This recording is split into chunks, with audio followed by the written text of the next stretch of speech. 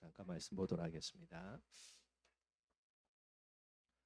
그 이제 전반부에는 예레미야가 이제 이스라엘의 멸망을 예언했던 12편의 설교를 쭉 이야기를 했고요. 그다음에 이제 이어서 오늘 또 하나님이 예레미야에게 말씀을 전하게 하는데 요 내용 가지고 이스라엘 백성들이 예레미야를 죽이려고 하는 그런 내용들이 오늘 본문에 나옵니다. 그래서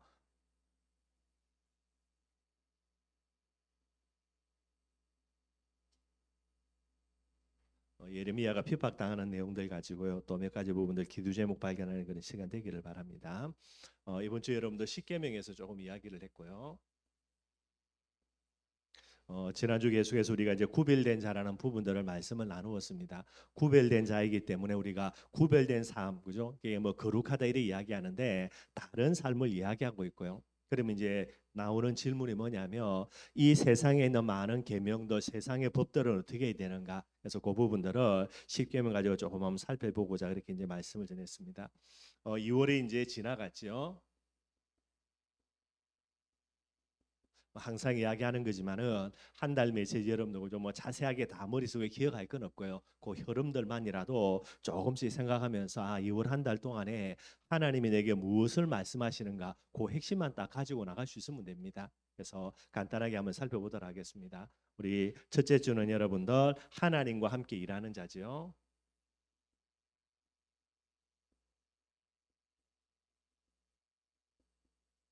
저와 여러분들이 누구인가? 하나님의 일을 하나님과 함께 행하는 사람이라 이게 전도 제자인 저와 여러분들의 모습이 되는 거예요.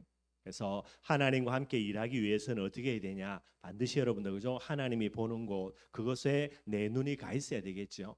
함께 일하는데 여러분들 예를 들면 우리가 이제 2인 삼각 해가지고 다리 묶어가지고 우리 게임할 때 뛰는 거 많이 하지 않습니까? 그럼 어떻게 해야 되죠? 여러분도 똑같은 모습을 보고 가야 돼요. 하나는 오른쪽 보고 하나는 왼쪽 보고 가고 100% 여러분들 가다가 걸려서 넘어집니다.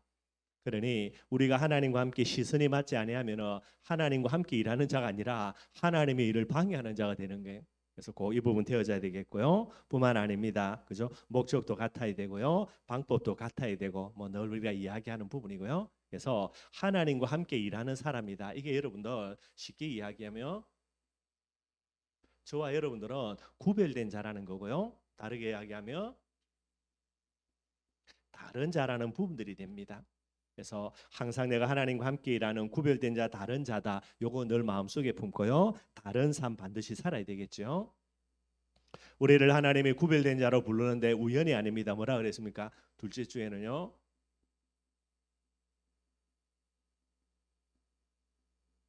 최고 기적의 걸작품이다 그랬고요.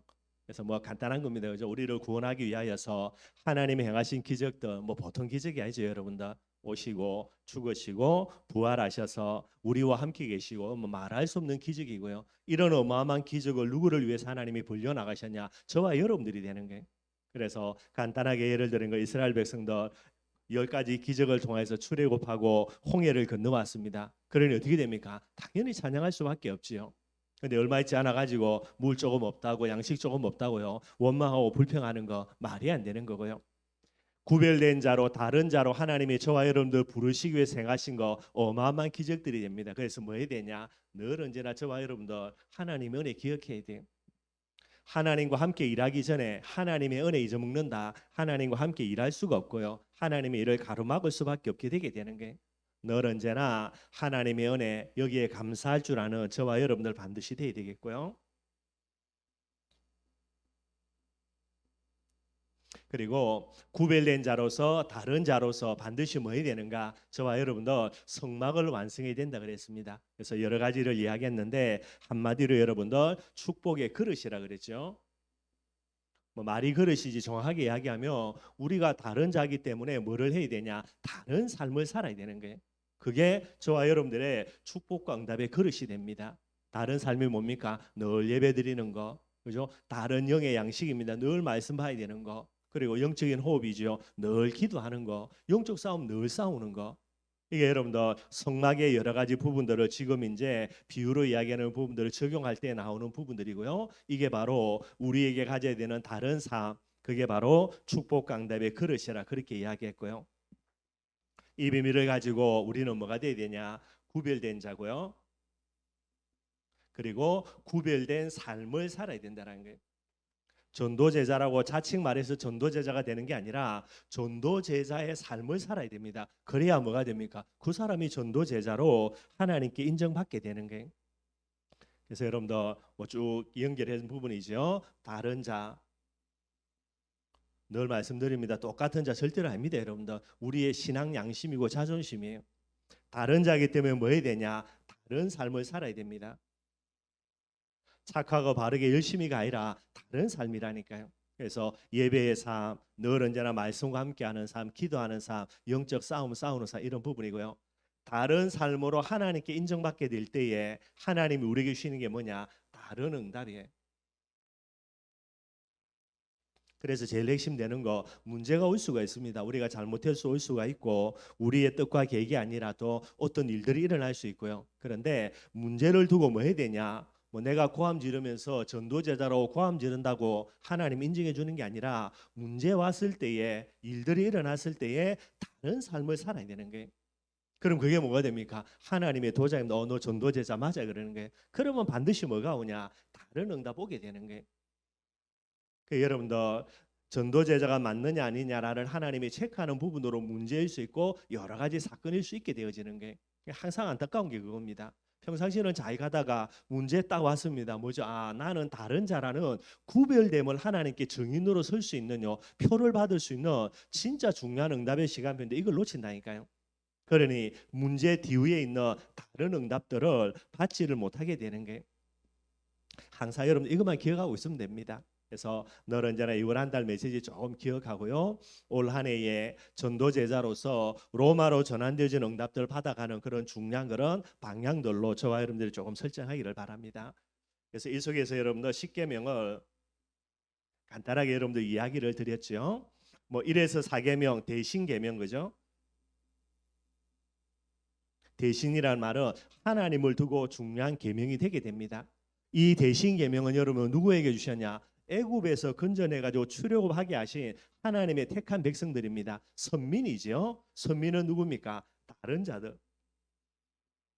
똑같은 민족이 아니죠. 다른 민족입니다. 다른 백성이고요. 그래서 다른 자에게 주시는 가장 중요한 다른 삶의 비밀들을 이야기하는 거예요. 그래서 저와 여러분들이 이건 반드시 우리가 하나님 앞에 지켜나가야 되죠.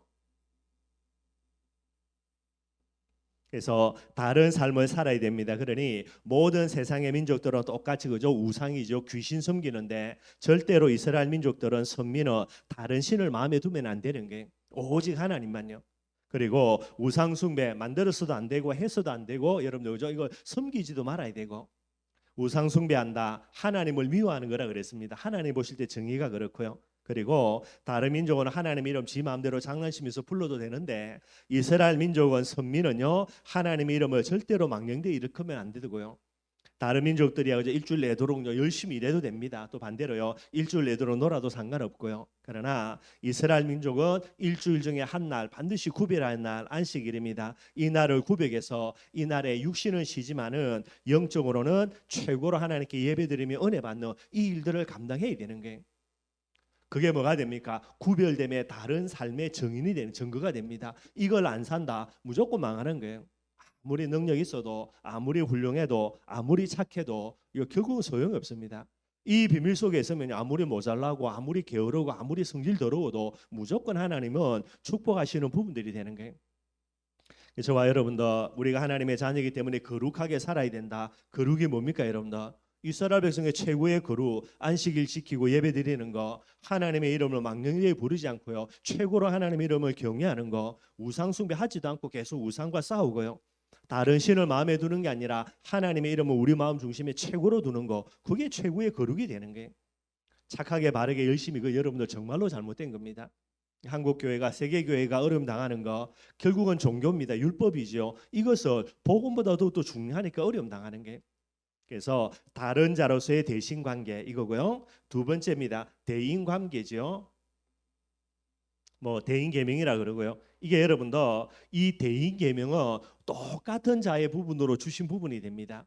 그래서 신자든 불신자든요, 그죠? 부모 공경해야지. 예수 믿는다고 부모 공경하고 예수 안 믿는다고 부모 무시하고요, 부모 멸시하고 그거는 나쁜 놈이죠. 예수 믿는다고 사람 마음대로 죽이면 되고 예수 안 믿는 사람은 사람 죽이면 안 되고 이것도 말이 안 되는 거고요. 그래서 대인 관계, 대인 계명은 뭐가 되냐? 똑같은 자입니다. 뭐 신자든 불신자든 선민이든 아니든 똑같은 개념이고요. 이걸 이야기해 놓으면서 하나님 이 뭐 똑같은 걸 뭐 때문에 이야기하냐? 여기에 여러분들 영적인 비밀을 영적 세계를 꼭 보라는 게. 그래서 똑같은 것처럼 보이는데 똑같은 부분들을 이스라엘 백성에게 말할 건 없는데 왜 뻔한 내용을 선민에게 이걸 이야기하냐? 거짓말 계속하면 뭡니까? 영적 문제 반드시 와요, 여러분들. 거짓말 계속하고 사기 계속 치면요 어느 날요 사단이 반드시 역사하는 통로가 됩니다. 뭐 간음하는 거, 사람 죽이는 거부터 해서 다 마찬가지가 되는 거예요. 그래서 하나님이 이거 정확하게 알아라는 거 영적인 세계죠. 그 의미를 두고 이야기하신 거고요. 두 번째는 복음 앞으로 나아가는 중요한 도구가 됩니다. 그래서 몽학성생이라 이야기한 것처럼요.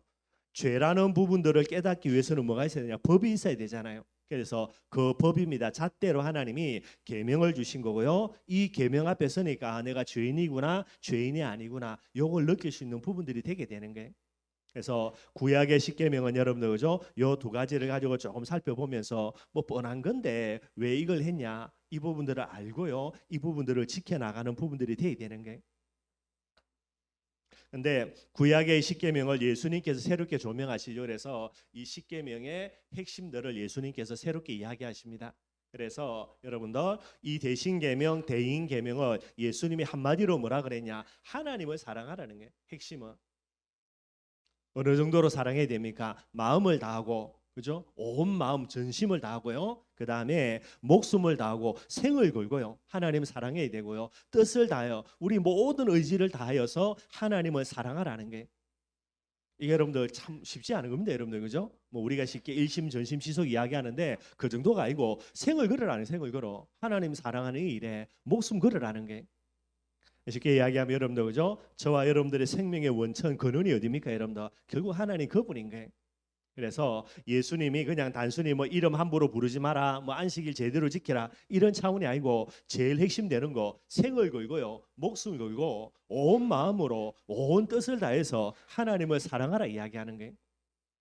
그 정도의 어떤 분입니까? 우리에게 은혜 주셨고 우리를 먼저 사랑하셨고 우리를 위해서 희생하시뇨. 진짜 뭐 그 정도의 그죠 생을 걸 만큼 가치 있는 분이기 때문에 그렇습니다. 그리고 두 번째는 뭐라 이야기하냐? 내 이웃을 사랑하라는 거예요. 뭐 여러 가지 이야기합니다. 살인하지 말고 도둑질하지 말고 뭐 거짓 증거 그죠? 뭐 여러 가지를 이야기하는데 핵심은 뭡니까? 이웃을 사랑하라는 게 어느 정도로 사랑해야 됩니까? 내 몸처럼. 이게 예수님이 십계명을 간단하게 축약해 가지고 핵심되는 거 두 가지를 이야기를 하게 되는 거예요. 그래서 하나님을 사랑하는 거 이 비밀은 여러분들 그죠? 저와 여러분들이 다른 자로서 반드시 하나님을 사랑해야 되는 거고요. 그리고 똑같은 모습 속에서 이제 일어나는 부분들로 똑같은 사람으로서의 삶이 이웃을 사랑하라고 이야기한 거죠. 근데 이걸로만 끝낸 게 아니고요. 예수님께서 다른 자로서의 이웃 사랑 저와 여러분들이 구별된 자지요. 그래서 구별된 자로서 이웃을 사랑하는 비밀들로 우리에게 주신 새로운 계명입니다. 이걸 뭐라고 이야기합니까? 사명이라 이야기해요. 너희는 가서 모든 족속으로 제자를 삼아라. 누구에게요? 제자에게 주신 구별된 다른 사명이 됩니다. 이웃을 사랑하는데 이웃을 최고로 사랑하는 비밀이 뭡니까? 그들에게 복음 전해서 그들을 제자로 세우는 거예요. 그것만큼 이웃을 사랑하는 게 없습니다, 여러분들. 물론 어려움 당하는 사람에게 여러분들죠 점심 대접해 주고요, 노숙자들 그리고 뭐 그렇게 갈 곳 없어 어려움 당한 사람 불러가지고 여러 가지 도와주고요, 나쁜 거 아닙니다, 여러분들. 그러나 그들이 죽고 난 다음에 지옥 가는 부분들을 안다면요, 그걸 하지 마라 말이 아니고요, 그것뿐만 아니라 가장 중요한 거는 이 부분이 되어져야 되는 거예요. 이걸 예수님께서 부활하신 이후에 진짜 구별된 제자들 다 도망갔잖아요. 무리들 다 도망가고 남아있는 제자들에게 예수님이 이야기합니다. 너희는 가라. 그죠? 현장에 무엇을 가지고요? 복음 가지고 가서 제자를 찾아서 제자를 양육해서 그들을 세워나가라는 게. 그리고 이야기합니다. 뭐라고 했습니까? 그 현장에 가서 정인되라는 게.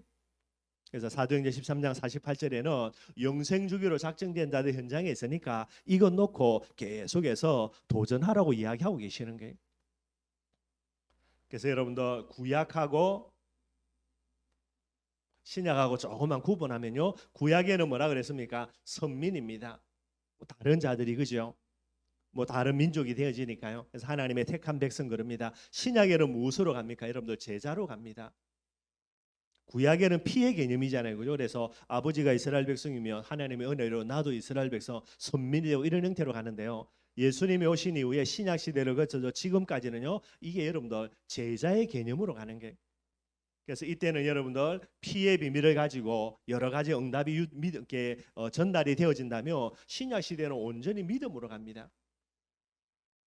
구약이라면 그러면 제가 목사니까 우리 시역이 어떻게 되면 가만히 있어도, 그죠? 뭐 모자라는 부족하던, 그죠? 그대로 그걸 물려받겠죠. 신약은 그거 아닙니다. 아버지가 목사라고 해가지고요, 지가 응답 받는다, 전혀 상관없는 거예요. 지 믿음 지가 가지고 지가 응답 받는 거지. 아버지가 목사고 장로고 권사고 망거 소용 없습니다, 여러분들. 신약과는 달라지는 거고요. 그래서 구약에는 어떤 언약이냐? 우리가 잘 알고 있는 대로 메시아지요. 이 언약을 붙들어야 돼요. 근데 신약에는 무엇으로 갑니까? 신약에는 세계복음화의 언약입니다. 이걸 붙들어야 되는 거예요. 똑같은 자가 아니라 다른 자로서 구별되는 비밀도 신약에는 제자입니다. 그리고요, 무리나 아니면 다른 부분 되겠죠. 저와 여러분들 반드시 제자의 비밀도, 그 다음에 믿음으로 하나님께 구별되어지는 거고요. 언약은 세계복음화의 언약이라 이렇게 이야기할 수 있게 되어지는 게, 꼭 이 비밀 가지고 저와 여러분들이 하나님 앞에서는 축복 누리기를 바랍니다. 오늘 본문 말씀 여러분 간단하게 한번 살펴보겠습니다. 12편의 설교는 다 끝났고요. 이제 또 다른 부분으로 이제 진행이 되는데, 오늘 26장에는 예레미야가 성전에서 간단하게 설교합니다. 그 내용은 여러분들 지금까지 했던 설교 중에 어떤 부분을 똑같이 반복하는 그런 내용들이에요. 그래서 성전에서 설교하고요, 이 성전에서 설교했는데 그 부분을 가지고 이스라엘 백성들이 반응해서 나타나는 그 결과들이 있습니다. 한마디로 그 결과가 뭐냐? 예레미야 잡아 죽이려고 해요.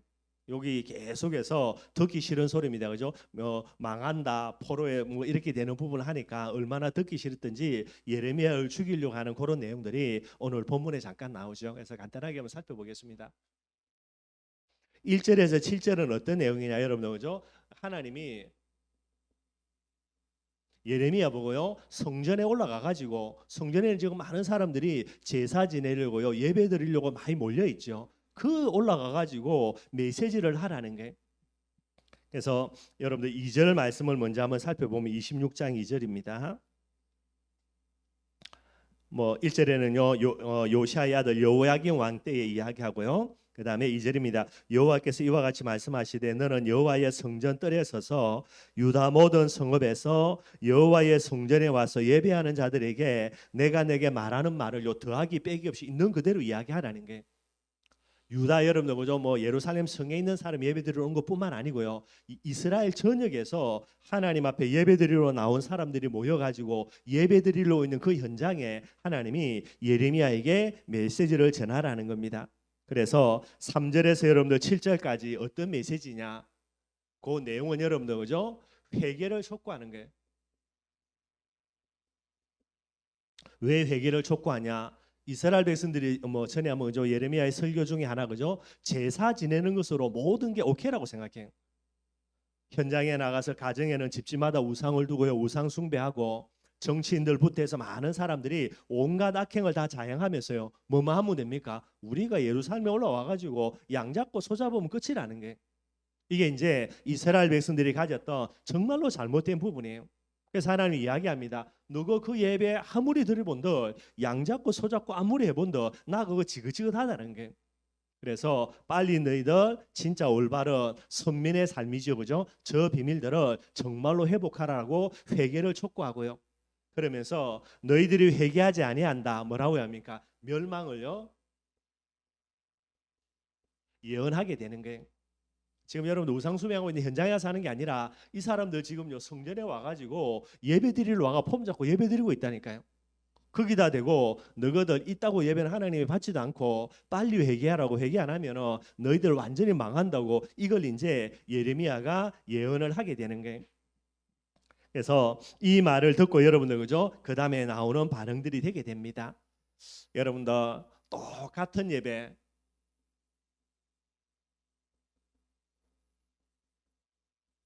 우상 숭배하는 다른 나라와 다른 사람들이는 똑같은 예배인 거예요. 하나님은 그 예배 원치 않지요. 어떤 예배입니까? 구별된 예배, 다른 예배를 드려야 되는 거예요.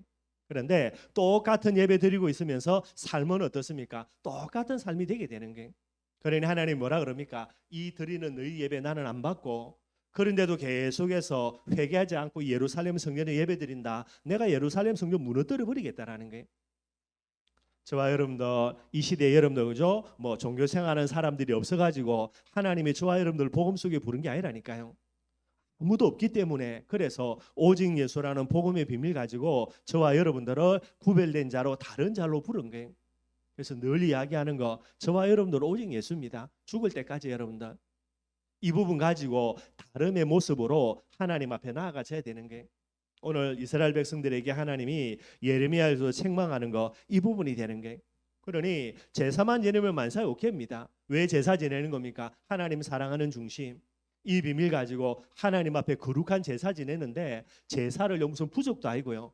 온갖 악행을 다 저질러 놓고 오늘 내가 양 잡아가지고 양 한 마리 목 빼가지고 피 흘리고 불태우면은 그걸로 끝난다. 말이 안 되게 되는 거죠. 왜 똑같은 예배가 되냐? 하나님을 사랑하는 중심이 없고요. 전부 다 뭐 하는 겁니까? 결국은 자기예요. 이러니 여러분들 이들이 아무리 예배드려 본들 하나님은 너희가 흘리는 피와 양의 피, 소의 피 지긋지긋하고 나 이제 더 이상 싫다라고요. 하나님이 말씀하시게 되게 되는 거예요. 그래서 1절에서 7절에는 하나님이 요 내용들을 이야기합니다. 이 내용은 여러분들 그죠? 얼마 전에 꽤 전에 그죠? 예레미야가 했던 설교 중에 뭐 똑같은 내용으로 다시 반복이 되게 되는 거예요. 이렇게 이제 예레미야가 그것도요 예배드리고 있는 제사 지내고 있는 예루살렘 성전뜰에서 이걸 감지르니까요 얼마나 악에 바치겠어요. 그래서 악에 바쳐 가지고 어떻게 하냐 여러분들 이제 8절에서 9절에 보면은 누가 등장하냐 여러분들 제사장들하고요. 그 다음에 누가 등장하냐 선지자들이에요. 여러분들은 똑같은 놈들이고 예레미야 혼자만 다른 사람이죠. 얘들이 어떻게 하냐? 예레미야를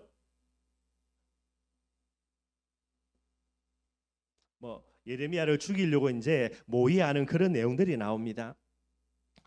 그래서 여러분들 8절 9절에 보니까 이거죠. 8절 하반절에 보니까 거기에 보면요. 예레미야가 여호와의 명령하신 말씀을 모든 백성에게 전하기를 마침에 누가 등장하냐면 제사장들하고 선지자들이 그의 모든 백성이 그를 붙잡고 이르되 내가 반드시 죽어야 하리라. 예레미야가 하는 말입니다. 제사장들하고 선지자들이 네 반드시 죽어야 한다라는 거예요.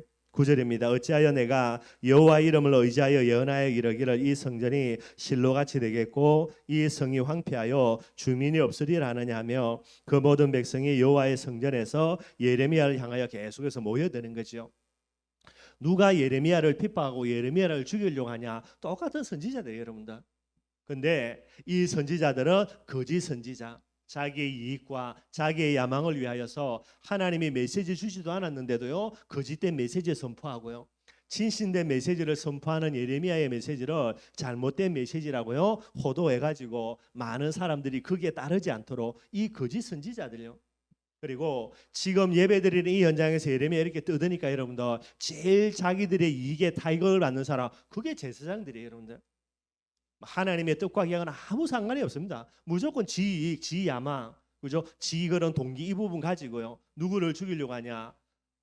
하나님의 거룩한 메시지를 선포하는 참 선지자였던 예레미야를 죽이려고 얘들이 이제 그렇게 모의하는 일들이 일어나게 되는 거예요. 항상 여러분들 그죠? 정말로 우리를 핍박할 때에 누가 우리를 핍박하냐? 우리와 달라서 핍박합니다. 왜 다릅니까? 똑같은 부분들 속에서 우리가 다르기 때문에요. 뭐 이방인들이 그죠? 예레미야 선지자에게 어려움을 준다. 뭐 그거는 이해되지만은요. 또 다른 부분이 아니라 선지자들. 니나 내나 똑같은 선지자라는 부분인데 예레미야만 다르고 나머지는 다 똑같으니까 그래서 여러분들 핍박하고 박해하는 거고요. 제사장도 그 부분에서 마찬가지가 되게 되겠죠. 그래서 8절에서 9절에 이런 일들이 일어나고요. 10절에서 15절입니다. 근데 이제 제사장이나 선지자들이 자기들 마음대로 그죠? 뭐 일반 백성도 아니고 하나님의 선지자 여러 가지 백성들에게 영향을 미치고 있는 예레미야를 자기 마음대로 죽일 수가 없으니까 이 제사장과 선지자들이 어떻게 하냐? 이 예레미야를요 법정에 고소하게 되는 거예요. 재판정에 이제 이 예레미야를 고소합니다. 고소 내용은 뭡니까? 거짓으로 하나님의 말씀을 예언해 가지고 사회를 혼란시킨다. 이렇게 해서 예레미야를 법정에 이제 고소하는 일들이 일어나게 되는 게 요게 여러분들 10절에서 15절에 나옵니다. 10절에 보니까요. 유다의 고관들이 이 말을 듣고 왕궁에서 여호와의 성전으로 올라가 성전 세 대문의 입구에 앉았는데 11절입니다. 제사장들과 선지자들이 고관들과 모든 백성에게 말하여 이르되 이 사람은 죽는 것이 합당하니 너희 귀로 들음같이 이 성에 관하여 예언하였습니다. 이렇게 이제 고소하는 그런 내용들이 나옵니다.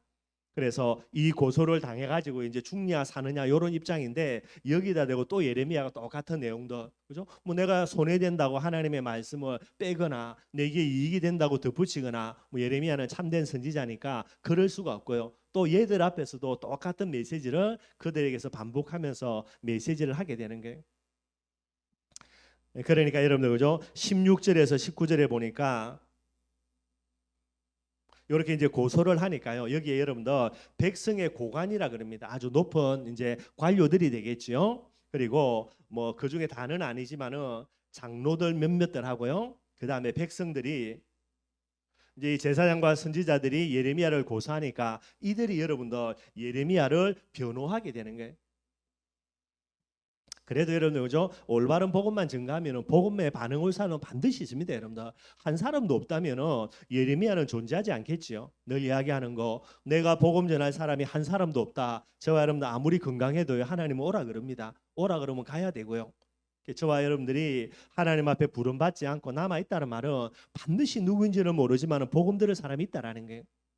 예레미야가 하나님의 메시지를 증거하는데 한 사람도 반응하지 아니한다. 그러지는 않습니다. 여러분. 분명히 들을 사람이 있기 때문에 하나님이 예레미야에게 메시지를 하게 하는 거예요. 그래서 많은 사람은 아닙니다. 그들 중에 고관들 중에 몇몇과 장로 한 세네 사람, 그다음에 백성의 무리들이요 예레미야의 말을 듣고 감동을 받아가지고 예레미야를 고소한 이들에게 변호해줘가지고 예레미야는 잘못이 없다. 이렇게 이제 무죄를 변호해주는 일들이 일어나게 됩니다. 뭐 그렇게 했는데도 여러분들 그죠? 뭐 여호야긴 왕 자체가 워낙 악한 왕이고 지독한 왕이니까 뭐 요걸 무시하고 계속 죽이려고 하는 게. 근데 어떻게 되냐? 20절에서 오늘 이것도 24절에 보니까 여러분들 그죠? 한 사람이 더 나옵니다. 누가 나오냐? 우리야라는 사람이 나와요. 우리야는 누구냐니까 뭐 오늘 딱 본문에 나와 있는 사람이 되는데 우리야는 여러분들 예레미야 당시에 아마 평민으로서 그죠 선지자의 역할을 감당한 것 같아요. 오랜 시간도 아니고 잠깐요. 그 내용이 오늘 예레미야처럼 우리가 회개하지 아니하면은 바벨론의 나라가 망한다 이런 내용들을 예레미야와 똑같은 메시지들을 이 우리야도 아마 선포를 한 것 같습니다. 그러니 뭐 반응은 똑같겠죠, 그죠? 그 어마어마한 예레미야도 죽이려고 하는데, 그죠? 아무 배경도 없고 백도 없고요. 뭐 오랫동안 선제 역할을 감당한 게 아니고 잠깐 하나님의 은혜 속에서 선제 역할을 감당하는 우리야를 가만히 두겠습니까? 당장 여러분들 잡아 죽이려고 하지요. 그리고 이 우리야가 그렇게 이제 뭐 예레미야처럼 똑같은 이렇게 이제 위기가 오니까 우리야를 죽이려고 하니까 우리야가 어떻게 되냐? 여러분 애굽으로 도망가 버려요. 뭐 이해는 되죠, 여러분들. 그죠? 죽이려고 하니까 뭐 겁이 나서 또 살려고 도망가게 됩니다. 그런데 이 여호야긴 왕이 어떻게 하냐? 군대 그죠? 뛰어난 인물과 몇몇 사람들을 보내 가지고 애굽에 가서 이놈을 잡아오라 그래요. 근데 애굽에 도망갔는데 애굽에서 잡아올 수 있는 군인을 파송해 잡아올 수 있는 거는 뭐냐니까 여호야긴 왕이 이 애굽의 왕이요 이 이스라엘에 쳐들어와 가지고 이 왕으로 그죠? 애굽의 그런 뭐 속국처럼 해서 왕으로 바꿔 가지고 세워놓은 왕이 여호야긴 왕이에요. 그러니까 이제 그 애굽의 통치 속에 있는 부분이 되어지니까 그렇게 해서 해가지고 잡아올 수 있는 그런 형태가 되게 되는 겁니다. 그렇게 해서 이제 우리아가 잡혀옵니다. 잡혀오자마자 이 여호야긴 왕이 그냥 죽여버리죠. 칼로 그냥 못 빼가지고 그냥 죽여버리고 시체 그냥 버려버리는 이런 형태가 되는 거예요. 근데 여러분 우리가 알고 있는 대로 오늘 본문의 예레미야는 어떻게 됩니까? 이 이야기를 했는데 죽이려고 하니까요. 그 현장 가서도 또 큰 소리 치는 거예요. 그래서 예레미야는 이런 여러 가지 위기가 오는 이 상황 속에서 어떻게 하냐? 여러분들 담대하게요. 계속해서 사명 감당하게 됩니다.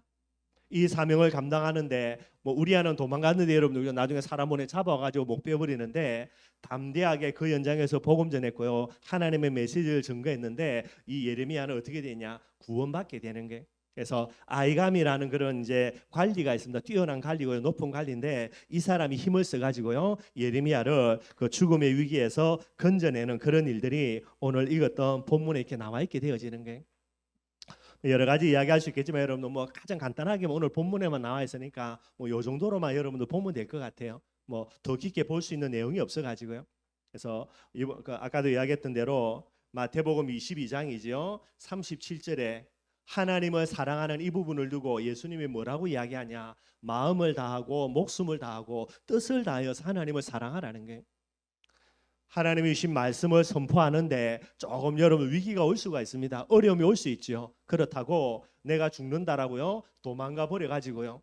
결국 이 부분도 이제 어차피 선지자의 일을 감당한다, 구별된 자로 감당한다, 하나님의 일을 한다. 그러면 딱 올인해야 되겠죠, 여러분들.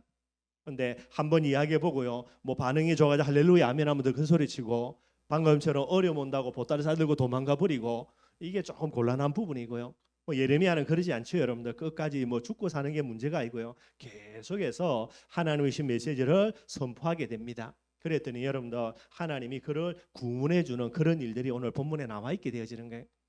어차피 예수님 믿는 거 그죠? 뭐 해야 됩니까? 깨끗하게 멋지게 믿어야 됩니다.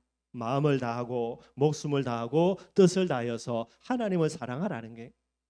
왜 그러냐? 이미 하나님은 저와 여러분이 다 올인다 했던 부분들이고요. 그래서 뭐 간단한 거지만은 요 정도로 한번 살펴보도록 하고요. 말씀 결로 맺도록 하겠습니다. 항상 이야기하는 겁니다, 여러분들. 똑같은 자를 뭐라고 이야기합니까? 뭐 구약을 넘어서 지금 신약이니까요.